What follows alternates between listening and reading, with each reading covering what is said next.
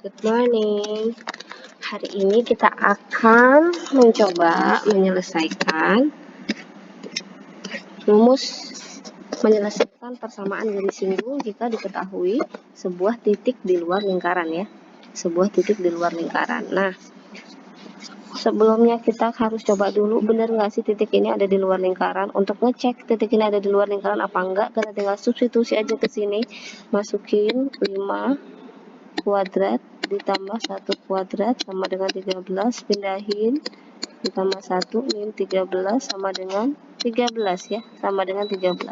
Nah, ingat kalau dia lebih dari 0 maka dia ada di luar, kalau dia kurang dari 0 maka ada di dalam, kalau sama dengan 0 maka ada pada lingkaran. Ternyata ini hasilnya 13. 13 di luar apa di dalam berarti? Iya, karena lebih dari 0 maka dia di luar. Nah, kalau dia di luar lingkaran berarti kita harus pakai metode yang berikut. Nah, metode apa itu yang akan kita pakai? Kita pakai metode garis polar. Garis polar itu apa? Garis polar itu garis yang dibentuk oleh dua buah titik yang melalui lingkaran. Ini loh titik ini sama ini. Nah, ini Q misalnya. Maka inilah garis polar atau garis kutub. Nah, titik yang di luar lingkaran tuh ini loh, 5,1.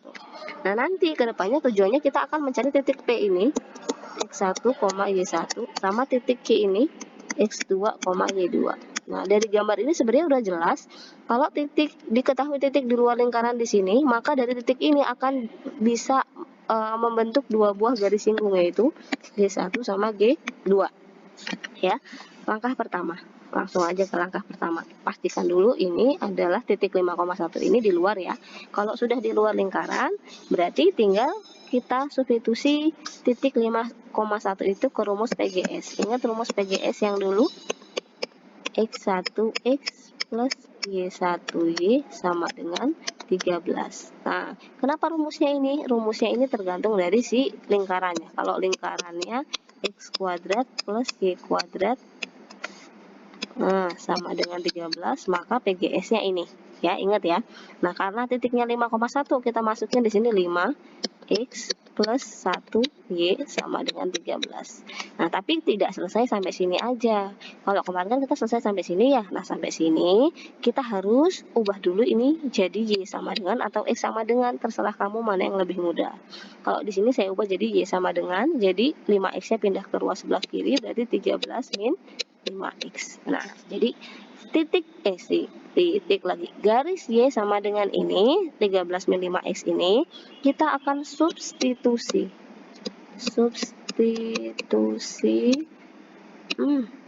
ke lingkaran. Nah, substitusi ke lingkaran. Saya masukin ke sini ya. Saya mulai dari sini. Saya garis. Nah, ini substitusi ke lingkaran. Di sini ya. Lingkarannya X kuadrat plus Y kuadrat sama dengan 13. Masukin itu ke lingkaran. Berarti kalau ini Y sama dengan, berarti Y-nya yang diganti. Berarti X kuadrat ditambah 13 min 5X kuadrat sama dengan 13. Yuk, tinggal dikuadratin. Disederhanakan. 13 kuadrat 169. 13 kali min 5X kali 2 berarti min 130X. Min 5X kuadrat berarti plus 25X. Min 13 berarti 13-nya dipindah, boleh enggak juga enggak apa-apa dipindah ya. Berarti min 13 sama dengan 0. Ya, sederhanakan yang bisa disederhanakan. Oh, ini kurang kuadrat. Ya. Ini sama ini. Berarti 26X kuadrat min 130X. 169 dikurang 13. Iya, plus 156 sama dengan 0. Nah, sampai sini supaya kalau kita ketemu persamaan kuadrat, apa sih yang harus kita lakukan? Iya, difaktorin ya. Tapi kan ini angkanya gede banget. Supaya angkanya lebih kecil, maka ini semuanya saya sederhanakan sama-sama dibagi 26. Jadinya X kuadrat. Ini min 130 bagi 26. Itu berarti min 5X. Ini bagi 26 berarti plus 6 sama dengan 0. Nah, kita ketemu persamaan kuadratnya yang udah sederhana, min 5X kuadrat min 5X plus 6 sama dengan 0. Nah, dari sini kita faktorin aja nih. Nah, cari dua buah bilangan kalau dikali hasilnya 6, kalau ditambah min 5. Berapa tuh? Iya, min 3 sama min 2 ya. Karena di sini X kuadrat, maka di sini X, di sini X, ini min 3, ini min 2. Jadi cari X sama dengan 3, X sama dengan 2. Nah, kita anggap ini X1, ini X2. Nah, perhatikan di sini kita dapat X1 dan X2. Artinya, kita udah dapat yang ini, kita udah dapat yang ini, sama kita udah dapat ini. Kalau udah dapat X1 sama X2, berarti kita butuh Y1, yang ini ya, Y1 sama Y2. Untuk dapat Y1 sama Y2 gampang. X1 sama X2 ini tinggal kita substitusikan boleh ke sini nih, ke sini aja nih, gampang. Jadi kita substitusikan ke sana supaya dapat Y. Nah, saya tulis di sini yang pertama, kalau X1-nya sama dengan 3, masukin ke Y. Y sama dengan 13 min 5X. Berarti sama dengan 13 min 5 kali 3. Berarti 13 dikurang 15. Berarti hasilnya min 2. Oke, X-nya 3, Y-nya min 2. Berarti pasangan titiknya 3, min 2. Sedangkan kalau X2-nya sama dengan 2, kita substitusi lagi. 13 min 5 kali 2, berarti sama dengan 13 min 10 ya. 13 min 10. Berarti berapa ini? 3 ya. Nah, X-nya 2, Y-nya 3, berarti pasangan titiknya 2,3. Nah, perhatikan nih, kita udah dapat X1, Y1, X2, Y2.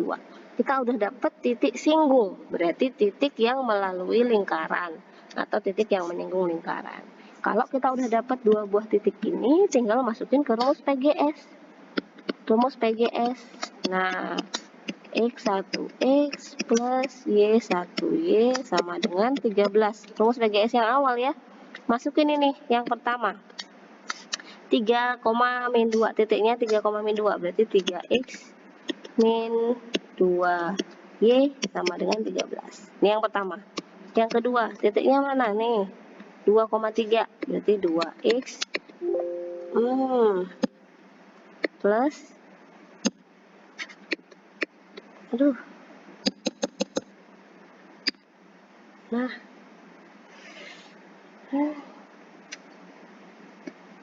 kita lanjut aja ya.